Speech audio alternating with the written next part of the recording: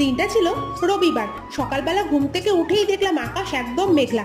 আর দেরি না করে 1 কাপ ব্ল্যাক কফি নিয়ে হাজির হলাম আমার ব্যালকানিতে ওয়েদারটাকে এনজয় করার জন্য। আজকে যেহেতু সানডে ছিল, আমার তো আর ওয়েদার এনজয় করলে আর হবে না। বর মেয়ে দুজনেই বাড়িতে, ওদের জন্য তো ভালো ব্রেকফাস্ট বানাতেই হবে, তাই বানিয়ে ফেললাম একদম ফুলকো ফুলকো লুচি, তার সাথে বানালাম সাদা আলুর তরকারি। এই লুচির সাথে যদি সাদা আলুর তরকারিটা থাকে সানডে সকালে, তাহলে ব্রেকফাস্টটা মন্দ হয় না। আর ব্রেকফাস্ট সেরেই বরমশাই চলে গেছিলেন বাজারে। বাজারে যেহেতু সানডে ছিল, আর ওনাকে তো ধরে নিয়ে আসতে বললেন, উনি বেঁধে নিয়ে চলে আসেন। দেখো নিয়ে এসেছে 1 গাদা মাছ। এখানে এনেছে দেখো রুই মাছ, আরও এনেছিল সাথে মাছের ডিম, চুনো মাছ।